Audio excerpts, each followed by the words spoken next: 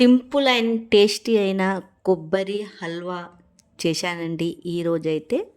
పిల్లలైనా పెద్దోళ్ళైనా ఇష్టంగా అయితే తింటారు. ఈ విధంగా అయితే చేసి పెడితే దీని ప్రాసెస్ ఎలా చేశానో చూపిస్తానండి. వీడియో అయితే స్కిప్ చేయకుండా పూర్తి వీడియో చూడండి. ఫస్ట్ అయితే ఒక ప్యాన్ పెట్టుకొని దాంట్లో కొద్దిగా బెల్లం తీసుకున్నానండి. కొద్దిగా నీళ్ళు వేసేసుకున్నాను దాంట్లోనే. వేసుకున్నాక ఇదంతా కరగనిచ్చానండి బెల్లము కొద్దిగా వేసుకొని చక్కెర కూడా వేసుకుంటానండి. చక్కెర బెల్లంతో చేస్తే హల్వా చాలా టేస్టీగా అయితే వస్తుంది. తర్వాత టేస్టీకి సరిపోయేంత ఒక కప్పు అయితే తీసుకున్నానండి. జర తీపిదనం ఎక్కువ ఉంటే బాగుంటుంది హల్వాలో. ఇలా అంతా అయితే కరిగించుకుంటున్నానండి. చూడండి ఈ విధంగా అయితే మొత్తము కరిగించుకోవాలా.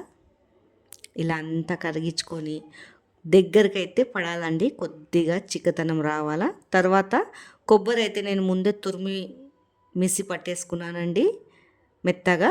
మెత్తగా జర మిక్సీ పట్టుకుంటేనే బాగుంటుంది హల్వాలోకి. ఇలా అంతా వేసేస్తున్నాను, కలిపేసుకుంటున్నానండి. ఈ విధంగా అయితే మొత్తము హల్వా అయితే దగ్గరికి వచ్చేయాలండి.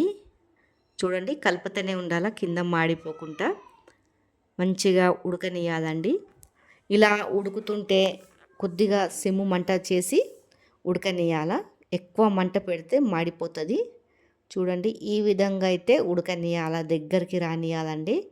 స్మెల్ మాత్రం చాలా బాగొస్తుంది ఈ హల్వాదైతే.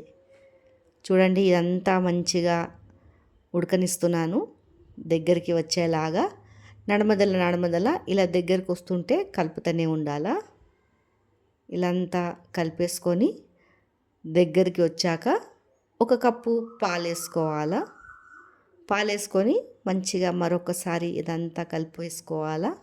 ఇలా మొత్తం కలిపేసుకొని సిమ్ము మంట మీదనే దీని ప్రాసెస్ అంతా చేయాలండి. ఎక్కువ మంట పెడితే మాడిపోతుంది కింద, టేస్ట్ అనేది హల్వాది రాదు. ఇలా అంతా మొత్తం దగ్గరికి వచ్చే వరకు అయితే కలుపుకోవాలా. చూడండి ఇలా అంత దగ్గరికి వచ్చాక ఒక చెంచా అయితే నెయ్యి వేస్తున్నానండి. నెయ్యి వేసుకుంటా ఇలా దగ్గరికి వచ్చేప్పుడు నెయ్యి వేసుకోవాలా. దగ్గరికి కలుపుతూనే ఉండాలా. చూడండి ఇలా అంతా మొత్తము మంచిగా దగ్గరకు వచ్చేసాక కలుపుతూనే ఉంటే తర్వాత మరొక చెంచా నెయ్యి వేసుకుంటున్నాను. మీరు కావాలంటే మరి ఇంకొక చెంచా కూడా వేసుకోవచ్చు. నేను 2 చెంచాలు అయితే వేసాను.